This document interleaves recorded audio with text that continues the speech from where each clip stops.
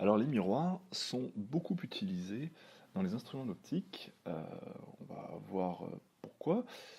Mais en fait, c'est un peu l'équivalent des poulies en mécanique. C'est-à-dire, ça va changer les directions, donc des images, sans changer la taille.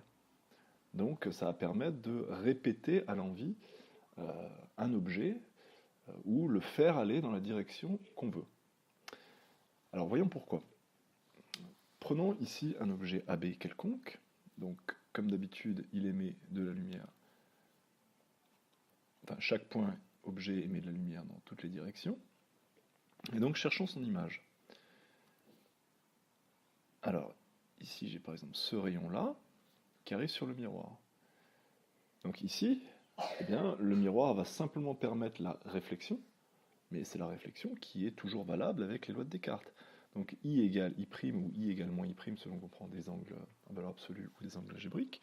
Donc ici, un rayon qui arrive comme ça, eh bien, repart dans cette direction-là. Prenons un rayon qui arrive comme ceci, va repartir avec le même angle par rapport à la normale. Donc je fais ce que je peux. Tac. Hop, hop, avec ici donc la normale qui est là. Et donc on a I égale moins I'. Tac. Si j'en fais encore un troisième, donc parmi l'ensemble des rayons, je vais prendre celui-là. Tac. Donc il va repartir avec le même angle. Tac. Donc ici, clairement, les rayons qui repartent du miroir sont divergents.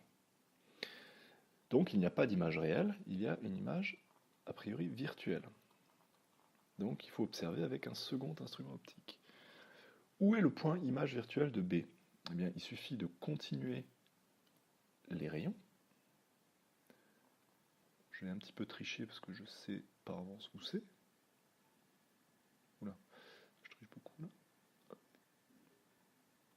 Bon, voilà, je triche. B' est là. B', en fait, on voit, c'est exactement le symétrique de B par rapport au plan du miroir.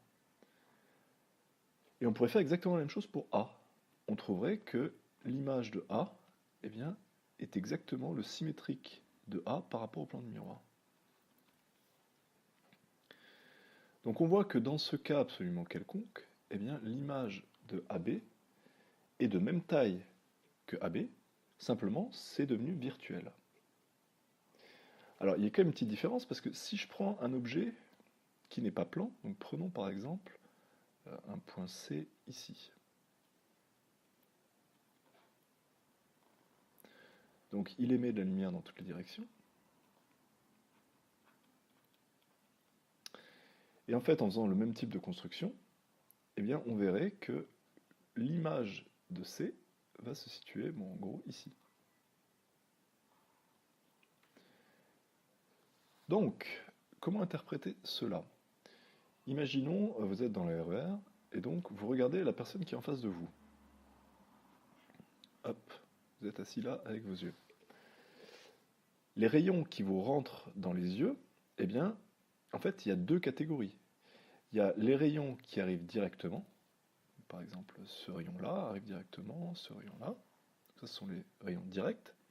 Donc ça veut dire que vous voyez un premier objet, alors je ne sais pas si on peut appeler ça une première image, de l'objet qui est ici, donc la personne qui est en face en vision directe. Mais vous avez également des rayons qui vous arrivent dans d'autres directions. Et donc ces rayons arrivent dans de telles directions que vous avez l'impression qu'il y a également un objet ici. Il y a quelque chose qui émet des rayons lumineux dans ces directions-là, donc vous avez l'impression qu'il y a un objet lumineux ici. Et donc on voit que cet objet lumineux est exactement identique à l'objet réel, à la seule différence que ici vous avez B'C' qui est dans l'autre sens que BC. Donc c'est l'image donnée par un miroir habituel, la gauche devient la droite, etc. Donc en fait vous avez deux images, une image directe, réelle, enfin réelle, de l'objet réel, et une image virtuelle, indirecte. Mais ce qui compte, c'est que eh bien, les dimensions sont conservées. Et on n'en a pas parlé, mais on aurait pu remarquer également que si je faisais le schéma exactement, eh bien on aurait un stigmatisme parfait. C'est plus un stigmatisme approché comme pour les lentilles où je garde qu'une partie des rayons qui sont suffisamment proches de l'axe optique. Ici, tous les rayons eh bien, se croisent parfaitement ici. Donc un miroir plan a une double caractéristique, c'est un système qui est parfaitement stigmatique et il donne d'un objet une image qui est de même dimension. Donc c'est extrêmement intéressant évidemment, et sans distorsion aucune puisque c'est parfaitement stigmatique. Alors regardons le cas d'un objet virtuel. Donc ça veut dire que par exemple, j'ai mis une première lentille ici, que la lentille normalement devrait donner une image B' ici, une image A' ici, mais je place un miroir avant la formation de cette image.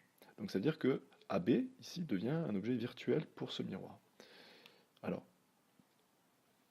qu'est-ce que ça va donner comme image? Alors, c'est parti. Donc tout se passe comme si les rayons voulaient arriver en B. Ici, donc j'ai des rayons virtuels. Hop. Là, j'ai le rayon qui est normal, donc le rayon réfléchi va repartir dans la même direction. Et ensuite, eh bien, j'utilise les lois de Descartes. Bon, j'essaie de faire ce que je peux. Tac. L. Bon, pareil, je triche un petit peu. Tac. Donc on a B' ici. Et on aurait A' de la même manière ici. Donc en fait, au lieu d'avoir l'image ici de la première lentille, eh bien, en mettant le miroir, eh bien, je décale, je dévie cette image pour qu'elle soit ici. Donc j'ai une image qui est réelle, de même taille. Voilà, toujours avec le problème de la perte de symétrie. Et voilà, donc je suis passé d'un objet virtuel à une image réelle. Donc c'est extrêmement utile, évidemment, lorsqu'on veut projeter quelque chose à un endroit bien précis et non pas à un endroit, entre guillemets, naturel. Donc c'est la même chose que pour les poulies, comme on a dit dans l'introduction. Si vous avez une force, par exemple le poids qui est vertical, et bien grâce aux poulies, vous pouvez faire une force dans n'importe quelle direction. Il y a la même chose avec les miroirs, vous avez une image qui se fait quelque part, et bien grâce au miroir, vous pouvez la mettre où vous voulez, sans aucune distorsion, mis à part le fait que la gauche devient la droite. Donc voilà la conclusion du miroir. Donc ici, j'ai juste voulu prendre un dernier exemple où le miroir n'est pas parfaitement vertical ou parfaitement horizontal. Donc la construction est exactement la même. On a un point A. Je ne suis même pas obligé de passer par le tracé des rayons lumineux. Je sais que l'image de A par le miroir, ce sera le symétrique de ce point objet par rapport au plan du miroir. Donc autrement dit, ici, alors j'ai aussi pris cet exemple pour voir, parce que le point A est au-dessus du miroir, mais c'est pas grave. Voilà le plan du miroir que j'ai continué. Et donc, A', eh bien, sera, alors je fais ce que je peux toujours, sera là.